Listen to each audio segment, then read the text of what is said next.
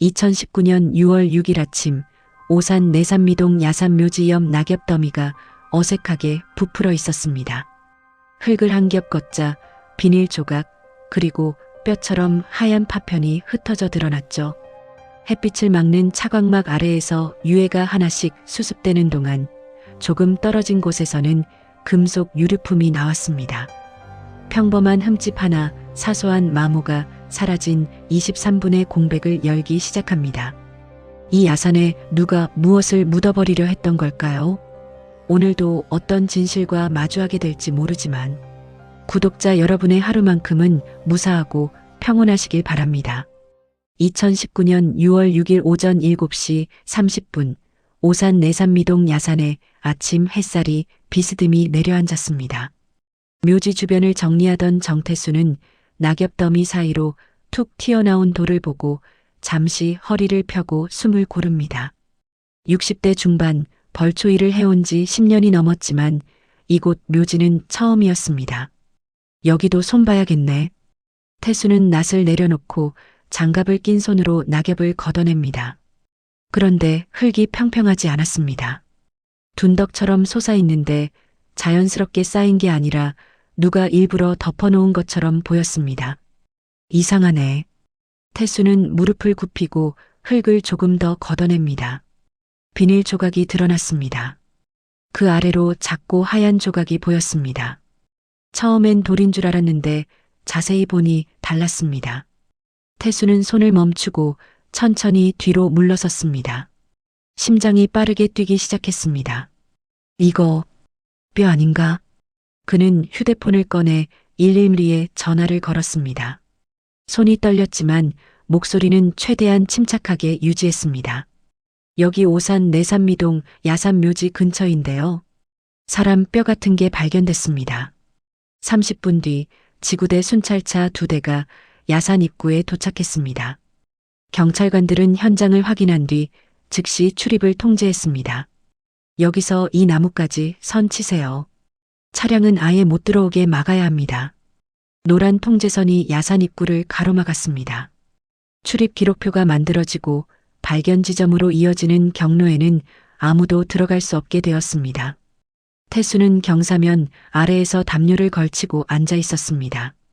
경찰관 한 명이 그에게 종이컵에 담긴 물을 건넸습니다. 힘드시죠? 조금만 기다려주세요. 감식반이 오면 한 번 더 여쭤볼 게 있을 겁니다. 태수는 고개를 끄덕였습니다. 손은 여전히 떨리고 있었습니다. 오전 9시 현장 감식반이 도착했습니다. 하얀 방호복을 입은 감식 요원들이 장비를 들고 천천히 발견 지점으로 올라갔습니다. 감식반장은 무릎을 굽히고 낙엽층을 살폈습니다. 카메라 셔터 소리가 연달아 터졌습니다. 층별로 찍으세요.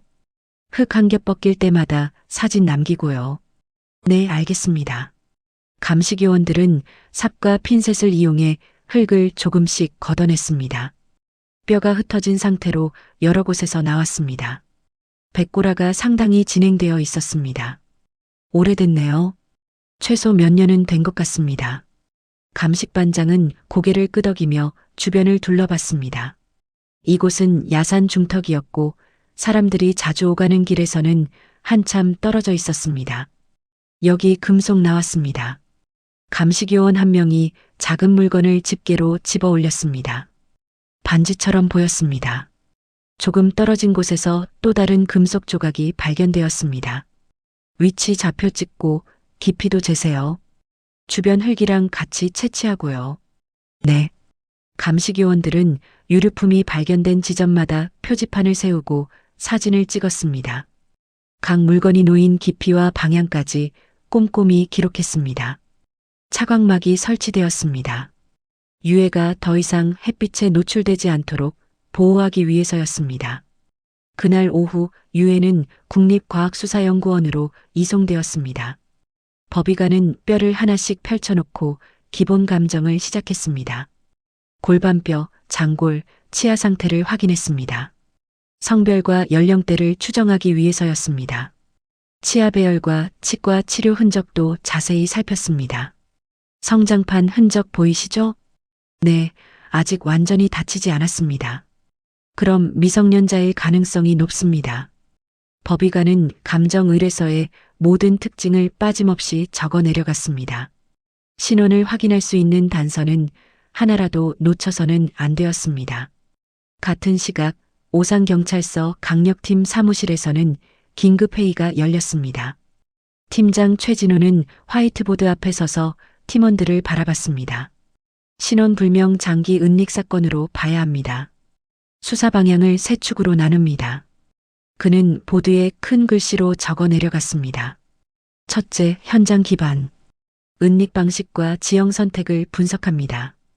둘째, 생활권 기반. 실종, 가출, 장기 결석 기록을 전부 뒤집니다. 셋째, 디지털 기반. 유류품, SNS, 중고거래 흔적까지 찾습니다. 팀원들이 고개를 끄덕였습니다. 최진호는 보드에 적힌 글자들을 손으로 짚으며 말을 이었습니다. 우리 목표는 하나입니다. 이름 없는 피해자를 이름으로 되돌리는 겁니다. 그게 우선입니다. 회의실이 잠시 조용해졌습니다. 모두가 최진호의 말을 곱씹고 있었습니다. 박성훈, 디지털 쪽 맡아요. 네, 알겠습니다. 나머지는 생활권 CCTV부터 확보합니다. 야산은 사각지대지만 아래 생활권은 카메라가 있을 겁니다. 최진호는 파일을 덮으며 말했습니다. 일주일 안에 첫 보고 올립니다. 시작하죠. 일주일 동안 강력팀은 야산 아래 생활권을 샅샅이 뒤졌습니다. 편의점, 숙박업소, 공장 출입구, 주차장, CCTV가 있을 만한 곳은 전부 목록에 올렸습니다. 여기는 석 달 전까지 저장되어 있습니다. 좋아요. 전부 수고하세요. 영상이 끊기는 지점도 표시했습니다. 그곳이 끝이 아니라 오히려 중요한 경계선이었습니다. 행정자료도 쏟아졌습니다. 최근 18개월간의 실종 신고, 가출 신고, 장기 결석 기록, 주민등록 변동 자료까지 전부 교차했습니다. 하지만 후보는 줄어들지 않았습니다. 신고가 누락된 경우도 많았고 주소가 불명확한 경우도 많았습니다. 보호자 정보가 단절된 케이스도 수두룩했습니다. 최진호는 자료를 넘기다가 펜을 내려놓았습니다.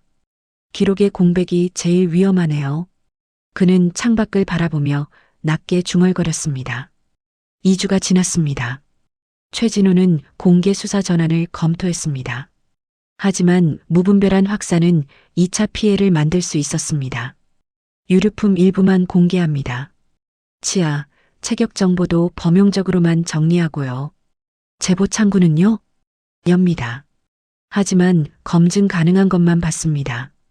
감식반이 확보한 금속 유류품은 정면뿐 아니라 미세한 흠집까지 확대 촬영했습니다. 비슷한 물건과 같은 물건을 구분하기 위해서였습니다. 박성우는 유류품 사진을 모니터에 띄우고 중고 플랫폼을 검색했습니다. 디자인이 흔하네요. 이거 유행 탔던 시기를 찾아야 할 것 같습니다. 그는 SNS 공개 게시물에서 유사 이미지를 긁어모았습니다. 수백 장이 쏟아졌습니다. 유사군이랑 고일치군을 나눠야겠어요. 박성우는 체크리스트를 만들었습니다. 흠집 위치, 각인 간격, 고리 접합 형태, 하나씩 대조하며 후보를 줄여나갔습니다. 한 달이 지났습니다. 탐문 수사에서 제보가 들어오기 시작했습니다. 밤에 청소년들 본 적 있어요. 차가 잠깐 섰다가 갔어요. 하지만 대부분 막연한 기억이었습니다. 최진호는 제보를 즉시 채택하지 않았습니다. 시간, 장소, 동선이 구체화되지 않으면 노이즈입니다. CCTV랑 맞는 것만 남기세요. 제보는 다시 정리되었습니다. 근처 CCTV, 기지국 범위, 차량 흐름표와 맞물리는 것만 남았습니다. 정리된 자료 맨 위에 유류품 확대 사진이 다시 올라왔습니다. 박성우는 사진을 확대하며 말했습니다. 이 흠집, 단순한 스크래치가 아닐 수 있습니다. 무슨 뜻이죠? 반복 착용 습관이 만든 마모 패턴일 가능성이 있어요. 누군가의 사진 속에서 이 패턴이 재현되는 순간을 찾아야 합니다. 최진호는 고개를 끄덕였습니다. 다음 단계는 그쪽으로 가야겠네요. 유류품 마모 패턴을 핵심 단서로 올린 뒤 일주일이 지났습니다. 강력팀 사무실 회의 테이블에는 유류품 확대 사진이 여러 장 펼쳐져 있었습니다. 최진호는 사진을 손가락으로 짚으며 말했습니다. 유류품 전체를 공개하지 않습니다. 흠집, 각인, 잠금 구조만 단계적으로 냅니다. 제보 양식은 어떻게 할까요? 언제, 어디서, 누가, 어떤 사진에서 봤는지. 이 네 가지만 받습니다. 나중에 검증 가능한 것만 남게요. 박성우는 노트북을 열고 제보 양식을 작성하기 시작했습니다. 최진호는 창밖을 보며 말을 이었습니다. 후보군을 줄여야 합니다. 수만 명이 나오면 감당이 안 돼요.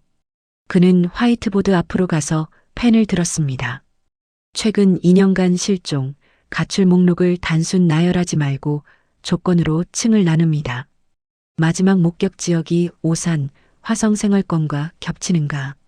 연락수단이 갑자기 끊겼는가? 보호자 신고가 지연됐는가? 팀원들이 메모를 시작했습니다. 우선순위를 매기고 검증 가능한 그룹으로 쪼갭니다. 같은 날 오후 학교 밖 청소년 지원센터 상담사 윤지혜는 책상 위에 쌓인 사례관리 기록을 펼쳤습니다. 경찰의 협조 요청을 받은 뒤였습니다. 갑자기 기록이 끊긴 케이스들. 그녀는 파일을 한 장씩 넘기며 특정 시기를 중심으로 표시를 했습니다. 상담을 받다가 연락이 두절된 청소년들이 눈에 띄었습니다.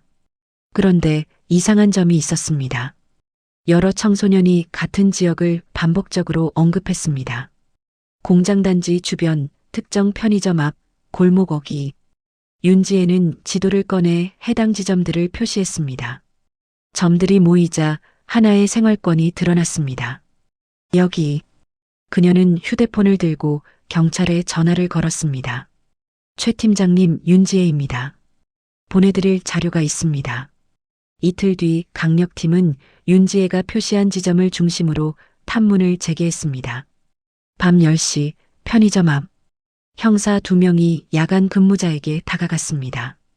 경찰입니다. 몇 가지 여쭤볼 게 있는데요. 네, 말씀하세요. 새벽 시간에 청소년 무리가 반복적으로 모인 적 있습니까? 편의점 직원은 잠시 생각하더니 고개를 끄덕였습니다. 있긴 했어요. 한 달에 한두 번씩은 봤던 것 같은데. 함께 다니던 성인 남성이 있었나요? 글쎄요. 확실하진 않은데 차가 가끔 대기하고 있었어요. 무슨 차였습니까? 승합차요. 회색이었던 것 같아요. 형사는 메모를 하며 물었습니다. 그 차가 대기한 시간은요? 새벽 2시에서 3시 사이. 정확한 날짜는 기억나십니까? 편의점 직원은 고개를 저었습니다. 그건 잘 모르겠어요. 비슷한 밤이 여러 번이었거든요. 다음 날 오전 강력팀 사무실. 최진호는 탐문 자료를 정리하며 인상을 찌푸렸습니다. 날짜가 특정되지 않으면 쓸 수 없어요. 박성훈이 물었습니다. 어떻게 할까요? 진술을 근무표, 영수증, CCTV 저장 기간이랑 대조합니다. 주변 행사 일정도 확인하고요. 날짜를 좁혀가면서 신뢰도를 올리는 겁니다. 팀원들은 다시 현장으로 나갔습니다. 편의점, PC방, 노래방, 모텔 프런트, 야간 근무자들을 찾아다니며 날짜를 특정할 수 있는 단서를 모았습니다. 그날 무슨 일 있었어요? 쓰레기 치우느라 짜증났던 날이에요. 영수증 남아 있습니까? 한번 찾아볼게요. 작은 단서들이 하나씩 모였습니다. 결제 시간, 근무 일지, CCTV 저장 범위, 날짜가 조금씩 좁혀졌습니다. 한 달이 지났습니다. 제보 창구로 들어온 사진은 수십 건이 넘었습니다. 박성우는 모니터 앞에서 이미지를 하나씩 비교했습니다. 비슷해 보이는 게 너무 많네요. 그는 체크리스트를 꺼내 각 사진을 점검했습니다. 흠집 위치가 일치하는가? 반지 안쪽 각인의 글자 간격이 같은가? 귀걸이 고리의 접합 형태가 같은가? 대부분은 유사군에 머물렀습니다. 하지만 몇 장은 고일치군으로 분류되었습니다. 이건 확인해 봐야겠어요. 박성우는 해당 이미지를 따로 저장하고 출처를 추적하기 시작했습니다. 그날 밤 온라인 커뮤니티. 오래된 게시글 아래 짧은 댓글이 하나 달렸습니다. 그 반지랑 귀걸이 조합 예전에 본 적 있는데. 박성우는 댓글 알림을 확인하고 즉시 계정 활동 기록을 살폈습니다. 특정 지역, 특정 시간대에 활동이 편중되어 있었습니다. 이 사람 연락해봐야겠어요. 그는 수사관 명의가 아닌 비공개 창구로 조용히 메시지를 보냈습니다. 안녕하세요. 댓글 남겨주신 내용 관련해서 여쭤볼 게 있습니다. 편하신 시간에 연락 주실 수 있을까요? 사흘 뒤 한 조용한 카페 구석. 박성우는 제보자를 마주보고 앉았습니다. 제보자는 20대 후반으로 보이는 여성이었습니다. 이름은 섬이라. 제가 과거에 가출 생활을 했었어요. 섬이라는 커피를 한 모금 마시며 말을 이었습니다. 그래서 누가 어느 골목에서 누구랑 붙어 다니는지 그런 거 가족보다 거리에서 더 오래 봤어요. 박성우는 고개를 끄덕이며 메모를 했습니다. 댓글에 쓰신 내용 좀 더 자세히 말씀해 주실 수 있을까요? 섬이라는 휴대폰을 꺼냈습니다. 갤러리를 열어 사진 몇 장을 보여줬습니다. 이 사진들이요. 단체 사진이랑 짧은 영상 클립인데 그 유류품이랑 비슷한 거 착용한 애가 있었어요. 박성우는 화면을 확대해서 봤습니다. 흠집 패턴이 보였습니다. 이거 보내주실 수 있으세요? 네, 보낼게요. 섬이라는 파일을 전송하며 말했습니다. 근데 그의 어느 순간부터 사진에도 안 보이고 목격도 안 됐어요. 그게 좀 이상했거든요. 특정 무리와 다녔다고 하셨죠? 네. 공장 쪽에서 자주 봤어요. 다음 날 오전 강력팀 사무실. 박성우는 섬이라가 보낸 파일을 모니터에 띄웠습니다. 여러 장의 사진과 짧은 영상이었습니다. 최진호가 옆에 서서 화면을 봤습니다. 흠집 패턴 일치하나요? 네. 동일합니다. 그리고 같은 시기 같은 무리에서 비슷한 유류품 착용한 사람이 더 있는지 확인 중입니다. 최진호는 팔짱을 끼고 생각에 잠겼습니다. 이게 정답은 아닙니다. 정답으로 좁혀지는 경로예요. 서두르지 말고 검증부터 하세요. 알겠습니다. 박성우는 사진 배경을 분석하기 시작했습니다. 간판, 버스 정류장, 공장 울타리. 고정된 요소들을 찾아 지도에 표시했습니다. 생활권이 좁혀지고 있어요. 최진우는 지도를 보며 말했습니다. 윤지의 상담사가 표시한 지점이랑 겹치는지 확인하세요. 네. 두 지도가 겹쳐졌습니다. 점들이 같은 구역에 모였습니다. 최진우는 낮게 중얼거렸습니다. 야산에서 생활권으로, 생활권에서 무리로. 이제 연결되고 있어요. 그 무렵 윤지에는 쉼터 기록을 다시 확인했습니다. 특정 청소년이 쉼터에 드나든 기록이 남아 있었습니다. 살해 노트에는 이런 내용이 적혀 있었습니다. 성인 형이 시키는 일을 했다고 함. 경찰 얘기 나오면 분위기 바뀜. 이름 말하려다 극도로 위축됨. 윤지에는 파일을 덮고 경찰에 전화를 걸었습니다. 최 팀장님, 확인해야 할 기록이 있습니다. 강력팀은 해당 청소년을 보호 연계 대상으로 올렸습니다. 최진호는 팀원들에게 말했습니다. 진술을 강요하지 않습니다. 먼저 신변 보호부터 설계하고요. 접촉 방식도 조심스럽게 가야 합니다. 알겠습니다. 박성훈, 고일치 사진 기반으로 신원 특정 작업 들어가세요. 사진 속 인물이 누구인지 행정 기록이랑 교차합니다. 박성우는 고개를 끄덕였습니다. 최진호는 지도를 보며 말했습니다. 이제 이름을 찾을 차례입니다. 섬이라가 제공한 사진 자료가 검증을 거쳐 올라온 뒤 강력팀은 본격적인 신원 특정 작업에 들어갔습니다. 박성우는 모니터 앞에 앉아 사진 배경을 하나씩 분석했습니다. 간판 문구 확인됩니다. 여기 버스 정류장 번호도 보이고요. 최진호가 옆에서 지도를 펼쳤습니다. 공장 담장 페인트색은요? 연한 회색입니다. 이색 담장은 내산미동 공장지대 쪽에 많습니다. 박성우는 고정 요소들을 지도 위에 좌표로 옮겼습니다. 점들이 모이자 생활권이 오산 내산미동 공장지대 인근으로 좁혀졌습니다. 위치 확정됐습니다. 최진호는 고개를 끄덕이며 말했습니다. 이제 사진 속 인물들 관계를 파악해야 합니다. 박성우는 사진 속 계정들의 팔로우 관계를 추적했습니다. SNS 게시물 업로드 주기, 댓글 패턴, 위치 태그까지 분석했습니다. 같은 무리로 보입니다. 계정들이 서로 연결되어 있어요. 계정 활동 상태는요? 일부는 휴면 상태고 일부는 삭제됐습니다. 그런데 시점이 비슷해요. 박성우는 화면을 확대하며 말을 이었습니다. 갑자기 사라진 거예요. 2018년 9월 중순 이후로 활동이 뚝 끊깁니다. 최진호는 메모를 하며 물었습니다. 위치 태그는요? 사라지기 전에는 공장지대 주변이 많았습니다. 중고거래 게시글 흔적도 남아있고요. 정리해서 보고서에 올리세요. 네. 강력팀은 생활권이 일치하는 장기 결석, 가출 청소년 명단을 다시 꺼냈습니다. 최진호는 팀원들에게 지시했습니다.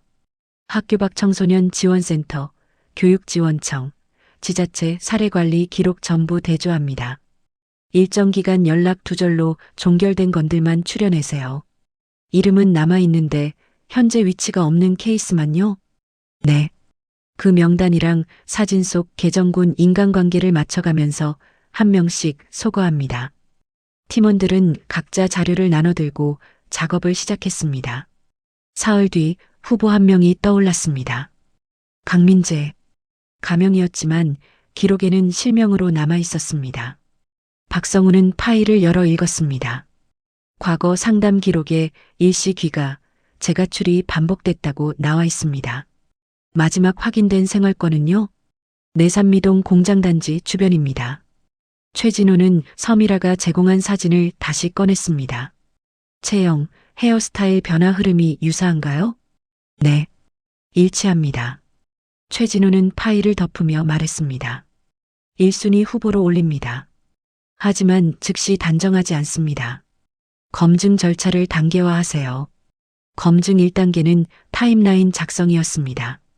박성우는 민재의 마지막 통화 기록, 메신저 흔적, 계정 게시물이 멈춘 시점을 각각 분리의 표로 만들었습니다.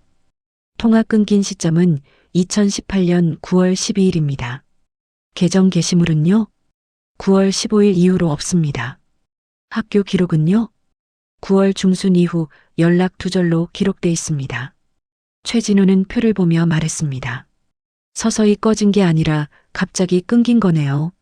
네. 동시에 끊긴 걸로 보입니다. 외부 개입 가능성이 높습니다. 검증 2단계는 가족 소재 추적이었습니다. 형사 2명이 민재의 과거 주소지를 찾아갔습니다. 하지만 가족은 이미 이사한 뒤였습니다. 여기 사셨던 분들 아세요? 관리사무소 직원은 고개를 끄덕였습니다. 네, 알죠. 근데 작년에 나가셨어요. 아이는요? 10대 남자아이.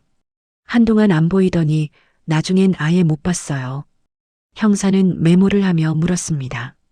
새 주소 아십니까? 그건 모르겠어요. 단서가 약해졌습니다. 형사들은 사무실로 돌아와 보고했습니다. 최진호는 보고서를 읽으며 말했습니다. 탐문으로는 한계입니다. 행정협조로 가족 소재를 공식 절차로 추적하세요. 알겠습니다. 2주가 지났습니다. 주민등록 변동, 복지 상담 기록, 긴급 지원 신청 내역을 통해 친인척 고리가 발견되었습니다. 강력팀은 여러 번의 연락 시도 끝에 민재의 어머니 정은영에게 전화가 닿았습니다. 여보세요? 안녕하세요. 오산경찰서 강력팀입니다. 정은영 씨 맞으십니까? 네, 맞는데요. 몇 가지 여쭤볼 게 있어서 연락드렸습니다. 면담이 가능하실까요? 은영의 목소리가 떨렸습니다. 무슨 일인데요? 전화로 말씀드리기 어려운 내용입니다. 직접 뵙고 말씀드리고 싶습니다. 알겠습니다. 언제 가면 될까요? 다음 날 오후 경찰서 면담실. 은영은 최진호 맞은편에 앉았습니다. 손을 꼭 쥐고 있었습니다. 최진호는 유류품 사진을 천천히 꺼냈습니다. 이 물건 혹시 기억나십니까? 은영은 사진을 보더니 숨을 멈췄습니다. 이거 민재 거예요. 확실하십니까? 네. 제가 사줬어요. 최진호는 고개를 끄덕이며 말했습니다. 민재 군이 집을 나간 게 언제였습니까? 은영은 눈물을 참으며 대답했습니다. 2018년 9월이었어요. 정확히는 9월 초였어요. 신고는요? 못했어요. 돌아올 거라고 생각했고, 가출 신고가 아이한테 불리할까 봐요. 최진호는 비난하지 않고 담담하게 물었습니다. 마지막으로 연락한 번호 아십니까?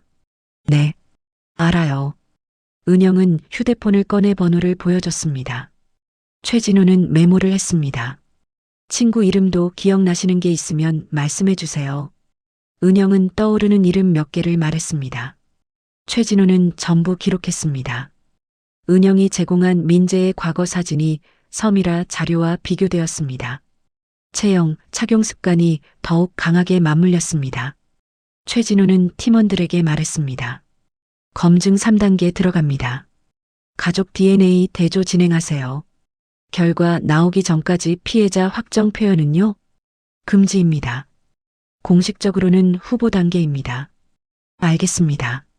최진호는 지도를 펼치며 말을 이었습니다. 동시에 현장 주변 영상, 차량 흐름, 재구성 병행합니다. 만약 DNA가 일치하면 즉시 범행 시점으로 내려가야 합니다. 3주 후 국과수에서 결과가 도착했습니다. 박성우는 봉투를 뜯고 문서를 읽었습니다. DNA 일치합니다. 높은 확률로 강민재 맞습니다. 최진호는 잠시 침묵했습니다. 그리고 말했습니다. 수사 목표를 전환합니다. 신원 확인에서 마지막 동선 복원으로 넘어갑니다. 2018년 9월 초중순 사이 공장지대 생활권 중심으로요? 네. 분 단위로 재배치합니다. 박성우는 민재 계정군이 사라지기 직전 메시지를 다시 추적했습니다. 상대 계정들을 재구성하고 계정이 삭제되어도 남는 흔적을 찾았습니다. 연락처 동기화, 기기 식별가, 동일 사진 재업로드, 무리 계정군의 중심을 찾았습니다. 누굽니까? 성인 계정 하나가 특정 시간대에만 나타납니다. 새벽 시간대예요. 최진호는 화면을 보며 말했습니다. 그 계정 중심으로 추적 들어가세요. 같은 시각 윤지혜는 쉼터 기록을 다시 확인했습니다. 도연이라는 청소년이 민재와 가까웠다는 기록이 남아 있었습니다. 살해 노트에는 이렇게 적혀 있었습니다. 경찰 얘기 나오면 누군가가 즉시 통제했다고 함. 이후 급격히 위축됨. 윤지혜는 파일을 들고 경찰서로 향했습니다. 강력팀 사무실. 최진호는 윤지혜의 보고를 듣고 고개를 끄덕였습니다. 도연 접촉은 강요가 아닙니다. 보호를 전제로 설계하세요. 신변 안전부터 확인하겠습니다. 네. 접촉 방식도 조심스럽게 가야 합니다. 최진호는 창밖을 보며 낮게 말했습니다. 이제 성인 통제자를 찾을 차례입니다. 생활권과 차량 동선으로 좁혀 들어갑니다. 민재의 신원이 DNA로 확정된 뒤 2주가 지났습니다. 강력팀 사무실 벽면에는 내산미동 공장지대 지도가 붙어 있었습니다. 최진호는 빨간 펜으로 구역을 나누며 말했습니다. 야산은 사각지대입니다. 생활권은 카메라 밀집 구간이고요. 둘을 분리해서 접근합니다. 박성훈이 물었습니다. 접근로, 출입구, 야간 상권은요? 전부 따로 타임라인 만듭니다. 영상 끊기는 지점 기준으로 도보 이동이랑 차량 이동 가능성을 두 갈래로 나눠서 역추적하세요. 팀원들이 메모를 시작했습니다. 같은 시각 윤지혜는 도연의 살해 기록을 들고 최진호를 찾아왔습니다. 도연이가 말을 못하는 상태 자체가 통제 구조의 일부일 수 있습니다. 최진호는 고개를 끄덕였습니다. 신변 보호 계획부터 세웁니다. 접촉 동선이랑 면담 장소는 비공개로 고정하고요. 쉼터 직원들이 협조하겠다고 했습니다. 도연 일상 이동 경로에서 낯선 성인이나 차량이 반복적으로 나타나는지 관찰 기록 남겨주세요. 알겠습니다.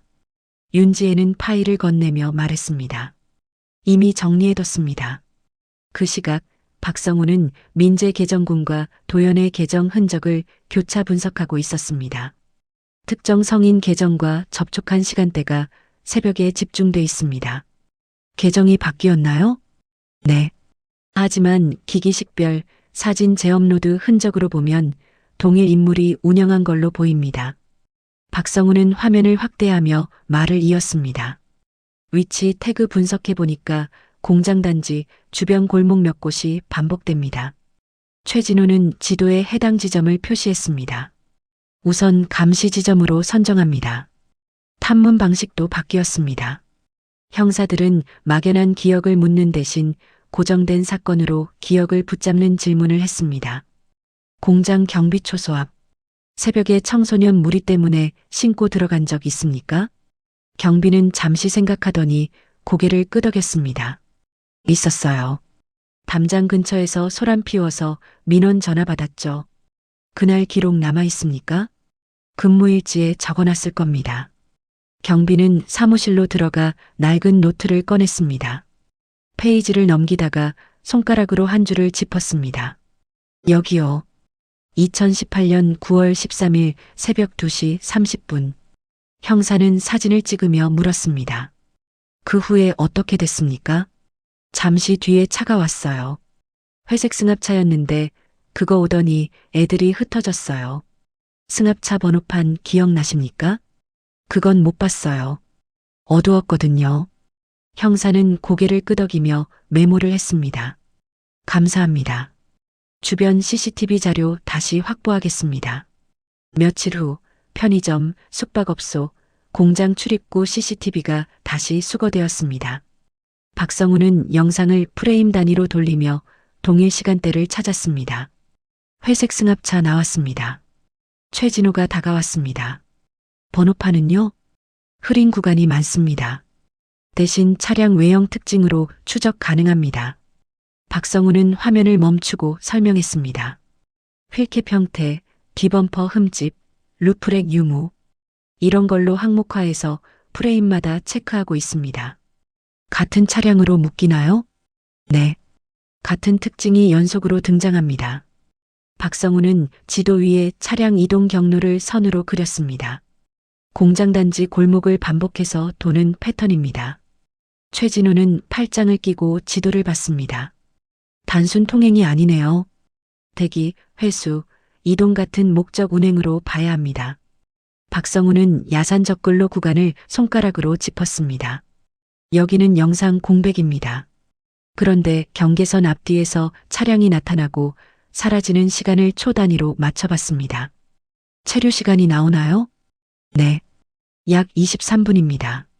최진호는 메모를 하며 말했습니다. 은닉, 이동 소요 시간을 역으로 계산할 수 있겠네요. 그날 오후 도연은 보호 전제로 마련된 면담실에 앉았습니다.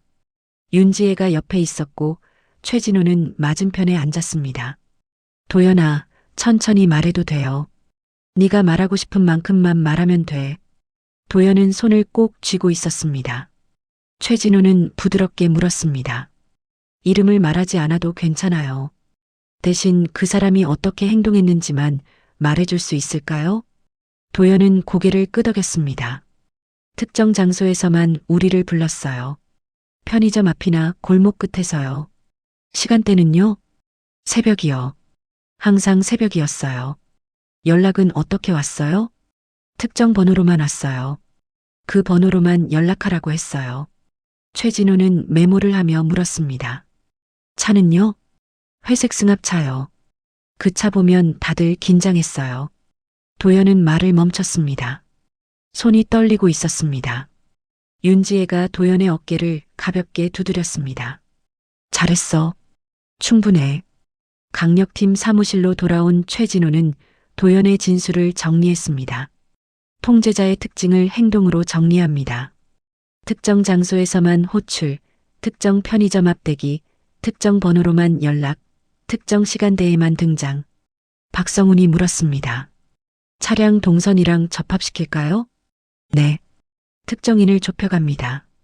박성훈은 도연의 단서 중 특정 번호에 주목했습니다. 통신 조회 범위 설정하겠습니다. 공장단지 주변 기지국에 반복 출몰하는 번호군을 추립니다. 승합차 동선이랑 겹치는 시간대만 남기세요. 네. 며칠 뒤 후보 번호들이 정리되었습니다. 박성우는 화면을 보며 말했습니다. 단기 개통, 유심 교체가 잦습니다. 지속적 활동을 숨기는 방식으로 보입니다. 최진우는 고개를 끄덕였습니다. 압수수색 필요성 상신하세요. 한 달이 지났습니다. 차량, 통신, 탐문 기록이 하나의 교차점으로 모였습니다. 최진우는 팀원들을 모아놓고 말했습니다. 즉시 급습하지 않습니다. 증거인멸 위험을 고려해서 영장 설계를 세분화합니다.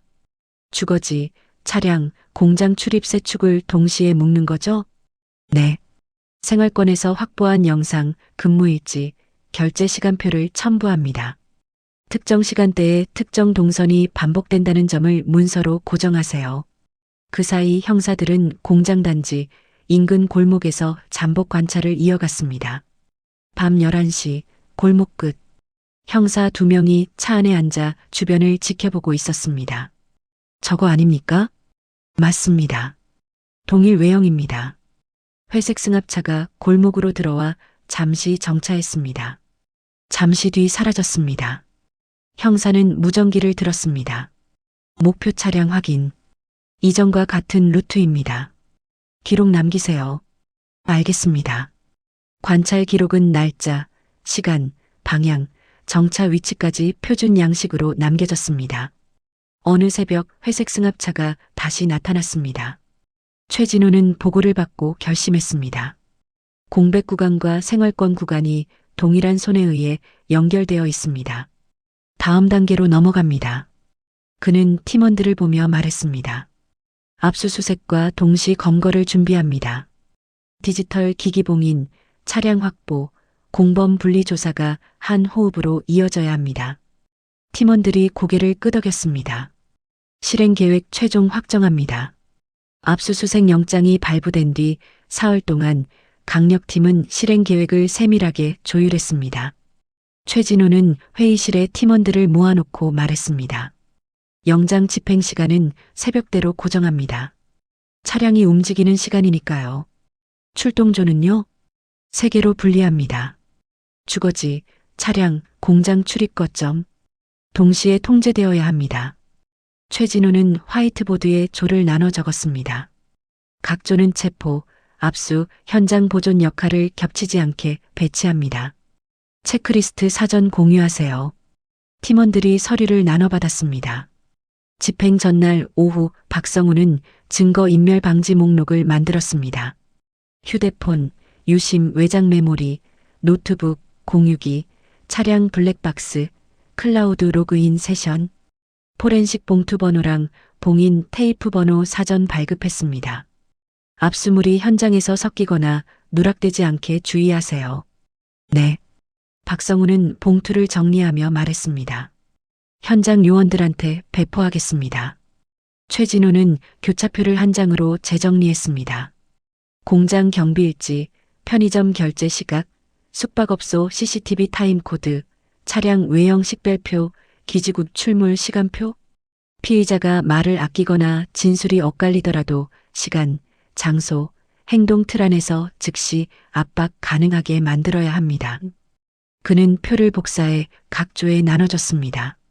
다음 날 새벽 4시, 1조는 피의자 강태욱의 주거지 앞에 도착했습니다. 출입문, 창문, 주차 공간 동시 통제합니다. 알겠습니다. 형사들은 각자 위치를 잡았습니다. 같은 시각 2조는 공장단지 골목의 회색 승합차 예상 정차 지점에서 대기했습니다. 도주로 차단 완료. 대기하세요. 3조는 공장 출입 거점 주변에서 잠복했습니다. 통제 신호 대기 중입니다. 무전기에서 신호가 떨어졌습니다. 진입. 1조가 주거지 내부로 들어갔습니다. 강태욱은 침대에서 일어나 형사들을 봤습니다. 뭐야, 누구야? 경찰입니다. 압수수색 영장 집행합니다. 형사는 영장을 보여줬습니다. 강태욱은 얼굴이 굳었습니다. 현장팀은 즉시 전원을 차단하지 않고 네트워크 상태부터 확인했습니다.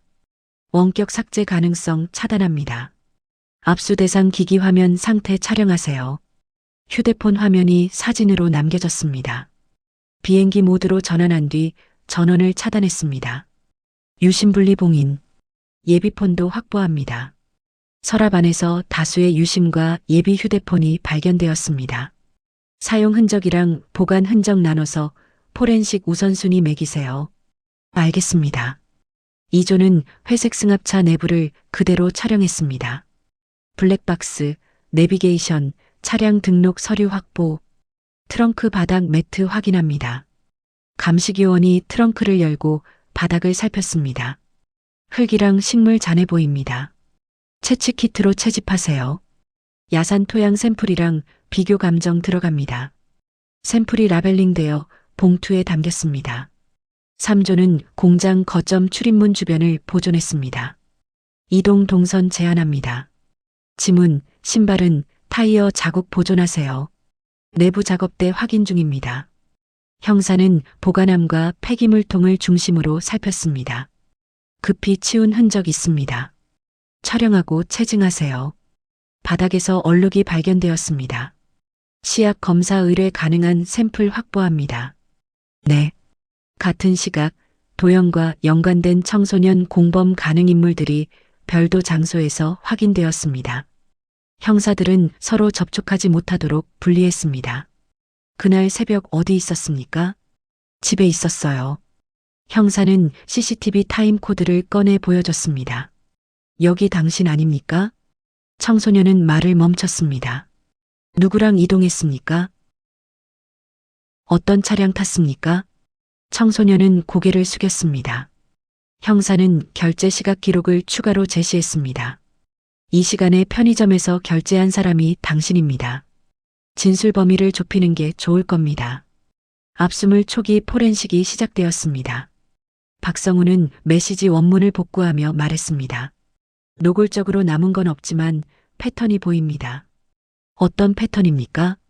동일 시간대 반복 호출, 짧은 통화 후 즉시 위치 변화, 특정 계정으로만 모이는 사진 제어 모드, 흔적, 지시, 집결, 이동 구조입니다. 박성우는 화면을 확대하며 말을 이었습니다. 계정명이 수시로 바뀌어도 기기 식별값이랑 로그인 세션 기록으로 동일 사용자군을 묶을 수 있습니다. 관계도 구축하세요. 네. 강력팀은 민재가 과거 참고인성 협조를 했던 사건 기록을 다시 꺼냈습니다. 최진우는 파일을 넘기며 말했습니다. 협조 이후 민재 주변 계정군의 감시성 접촉이나 압박성 호출이 증가했는지 확인합니다. 연락 빈도랑 접촉 인물 변화를 계량화하는 거죠? 네. 변화 시점이 2018년 9월 초중순과 겹치는지 대조하세요. 박성우는 데이터를 그래프로 만들었습니다. 입막음 목적으로 이어질 수 있다는 걸 문서로 고정하겠습니다. 그날 오후 최진우는 검찰 수사관과 증거 정리 회의를 진행했습니다. 진술 번복을 대비해야 합니다. 차량 이동 경로, 공장 거점 출입, 마지막 연락 단절 시점, 야산 은닉 지점 토양 대조, 유류품 흠집 패턴과 SNS 자료 연결, 이 5개를 사슬로 묶습니다. 검사가 물었습니다. 제출 순서는요? 순서대로 갑니다.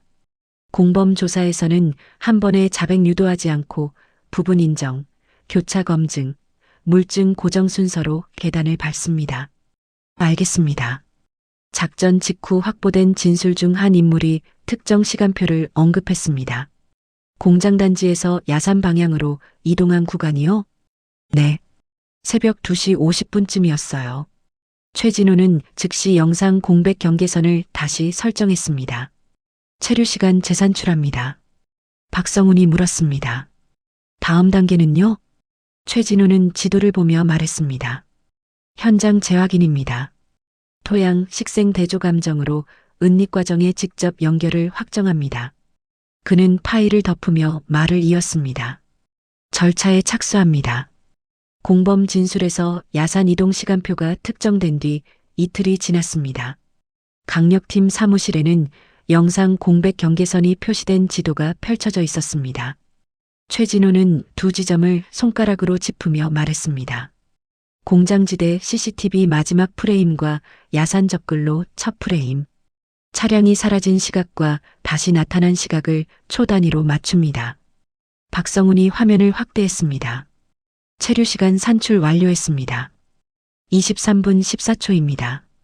그 시간 안에 가능한 이동 경로를 도보, 차량, 우회로 세 가지로 분리하세요. 알겠습니다. 그날 오후 수사팀은 공범 진술자를 동행해 현장으로 향했습니다.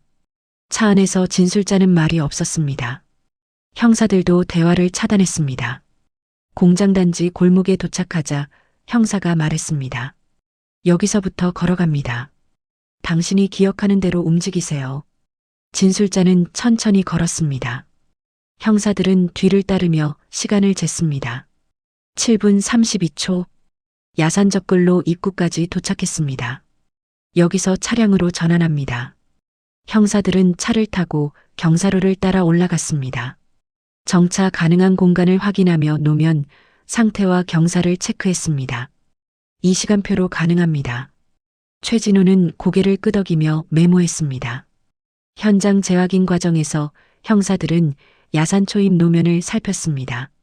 타이어 흔적은 시간이 지나 소실되었지만 차량이 정차할 만한 위치를 중심으로 지형 변형을 찾았습니다. 감식요원이 무릎을 굽히고 흙을 살폈습니다. 토양이 눌린 흔적 있습니다.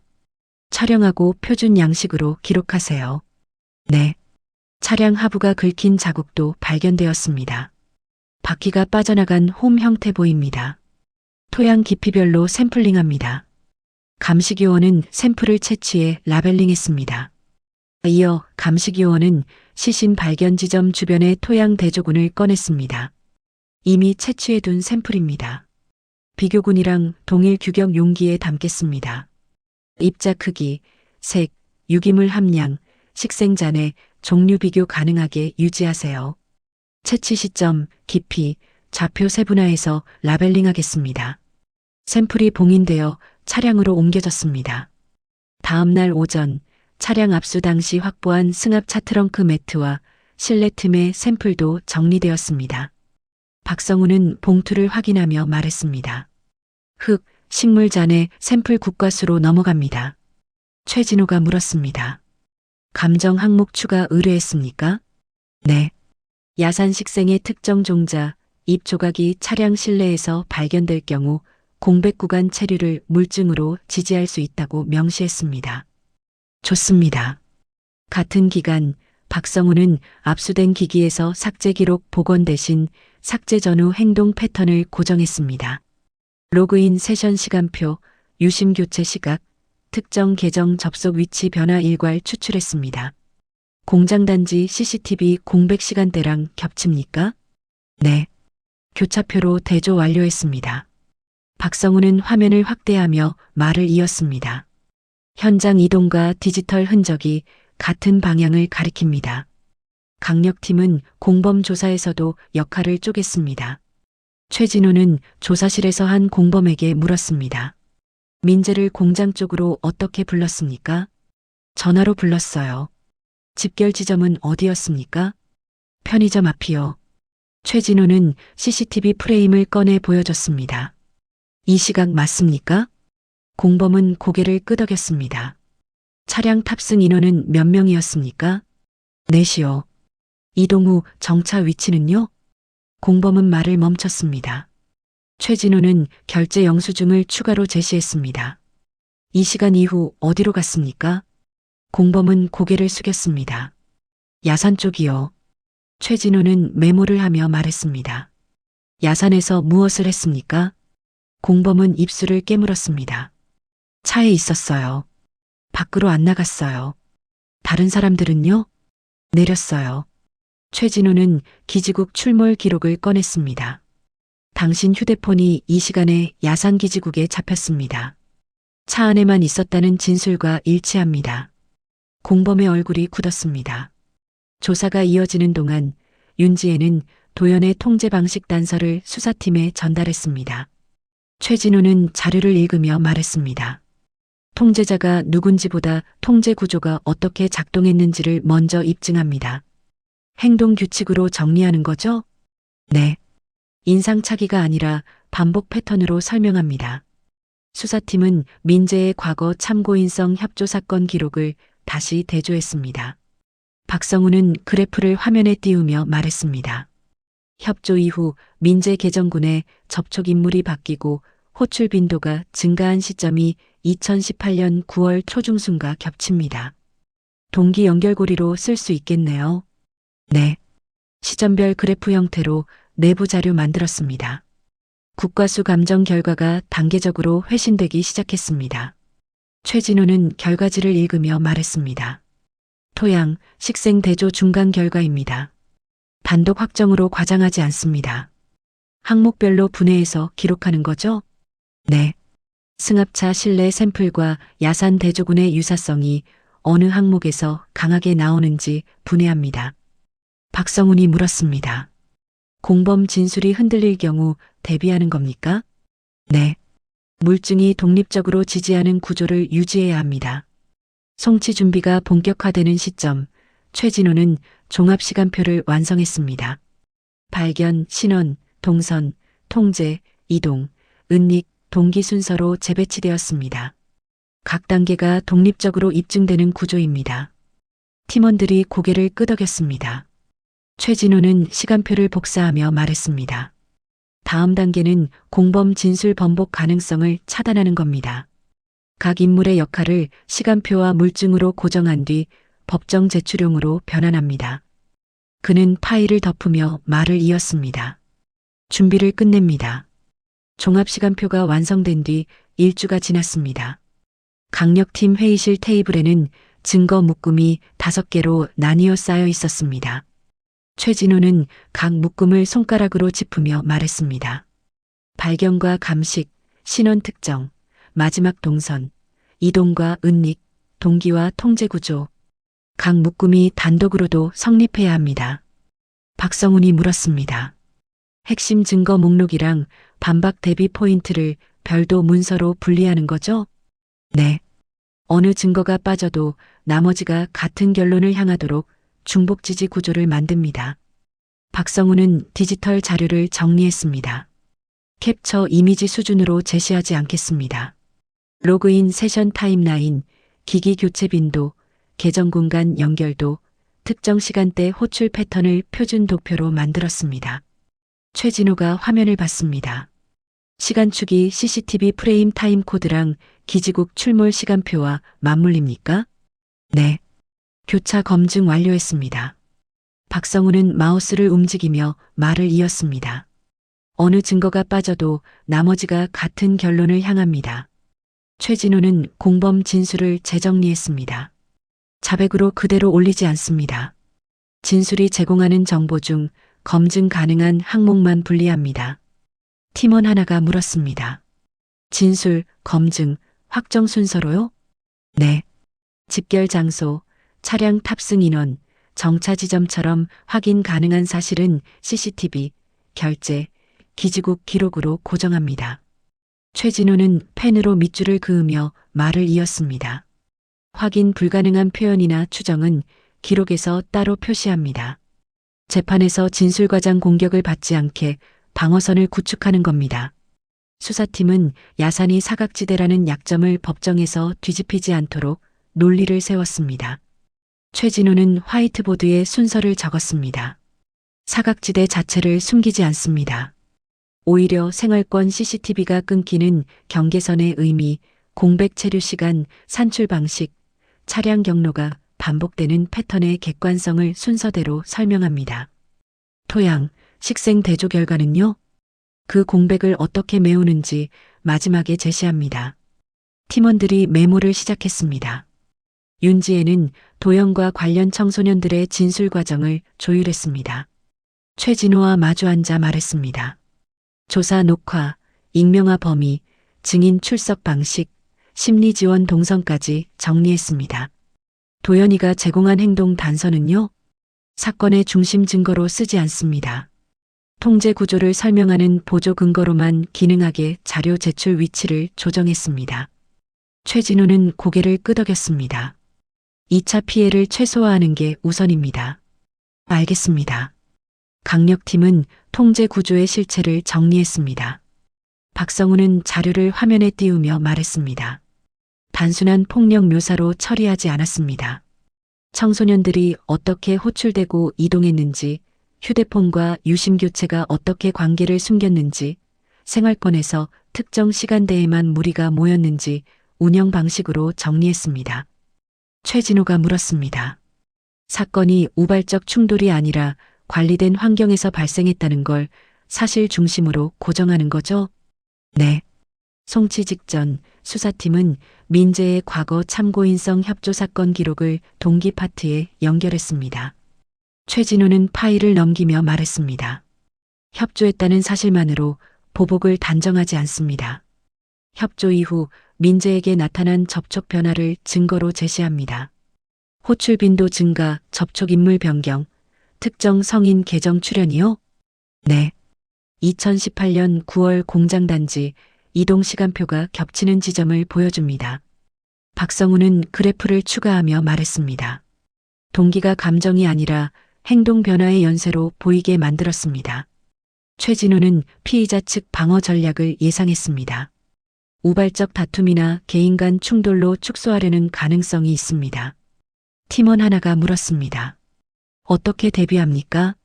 유인, 집결, 이동, 은닉으로 이어지는 단계가 사건 당일 한 번에 만들어진 게 아니라 생활권에서 반복된 패턴의 연장선이라는 점을 강조합니다.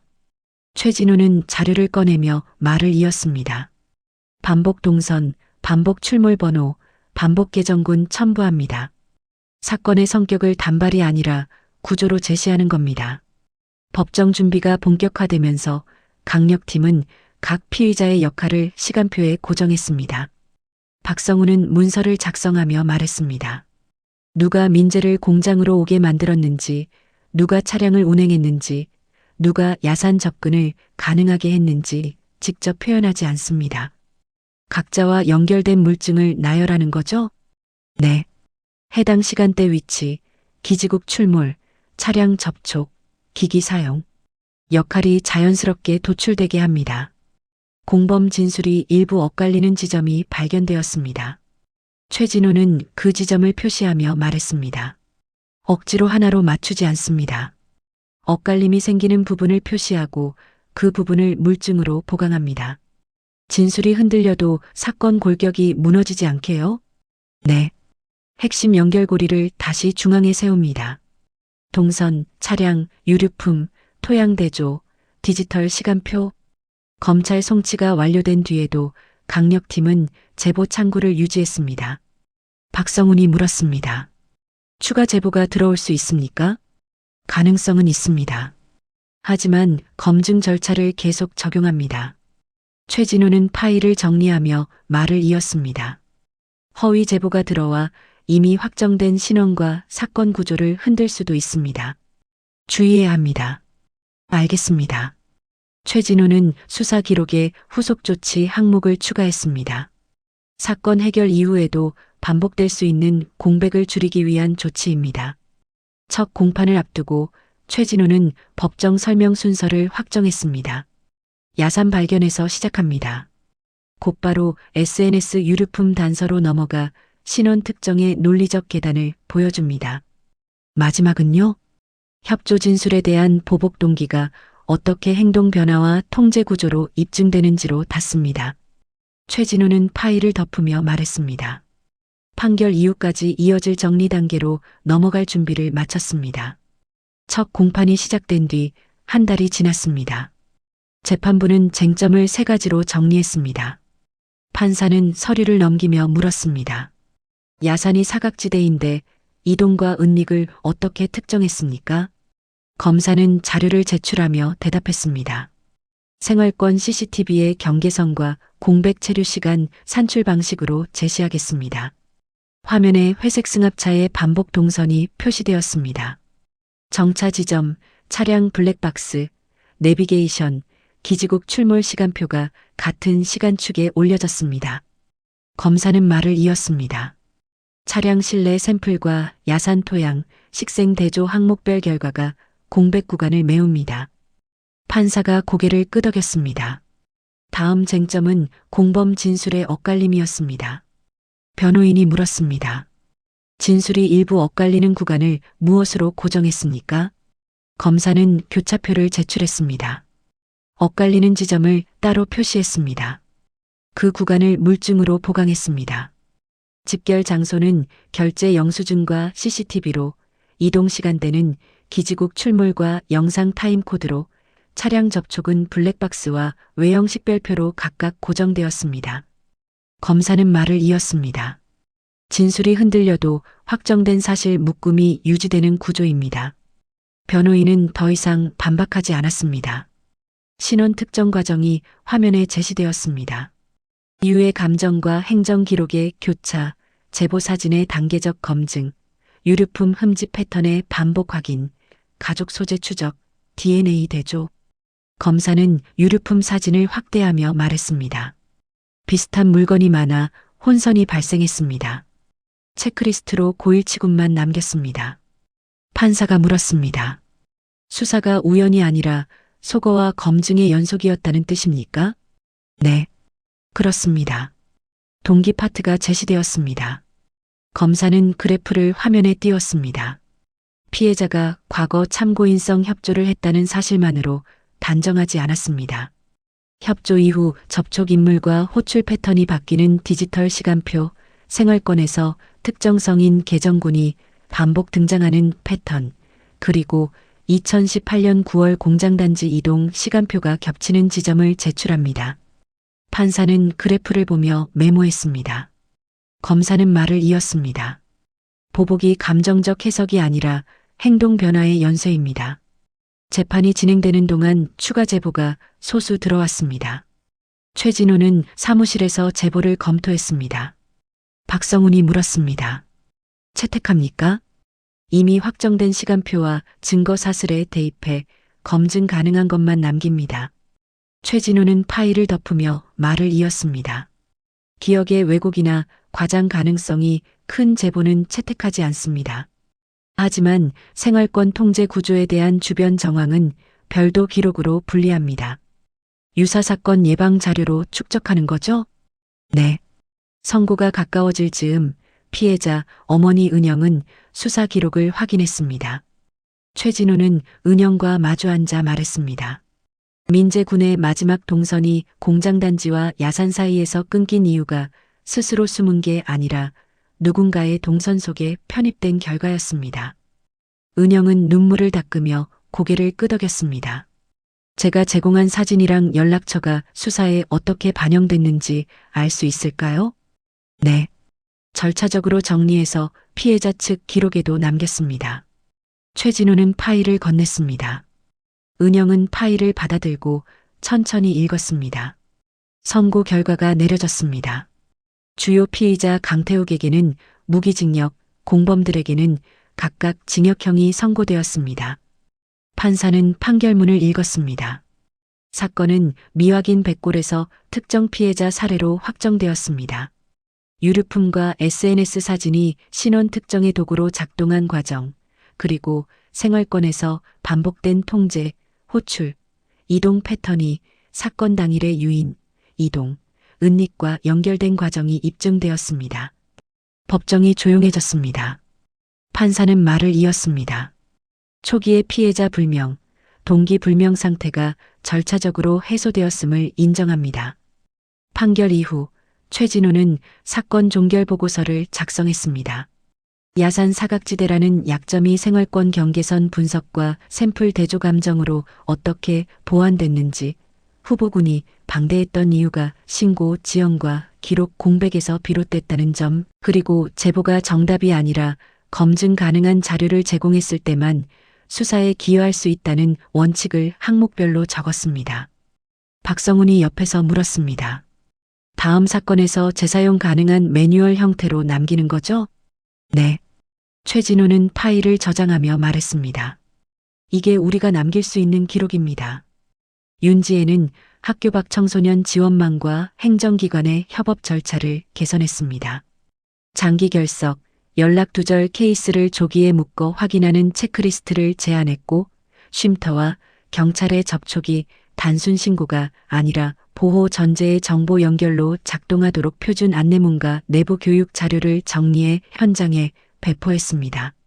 박성우는 디지털 흔적이 결정적 단서가 되더라도 그것이 곧바로 범인을 지목하는 게 아니라는 점을 사건 기록으로 확인했습니다.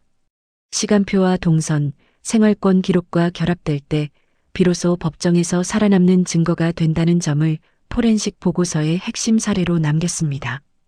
유류품 사진의 흠집 패턴처럼 작은 차이가 대규모 후보군을 줄이는 기준이 될 수 있습니다. 그는 보고서를 저장하며 말했습니다. 마지막으로 사건의 시작점이었던 야산은 다시 평소의 길로 돌아갔습니다. 하지만 강력팀의 기록에는 발견, 신원, 동선, 통제, 이동, 은닉, 동기로 이어진 절차적 사슬이 남았습니다. 최진우는 파일을 덮으며 창밖을 봤습니다. 앞으로도 누군가가 기록의 공백 속에서 사라지지 않도록 생활권의 작은 단서들을 어떻게 수사로 끌어올릴지에 대한 구체적 기준을 남겼습니다. 박성훈이 물었습니다. 이걸로 끝입니까? 최진우는 고개를 끄덕였습니다. 네, 끝입니다. 그는 자리에서 일어나 불을 껐습니다.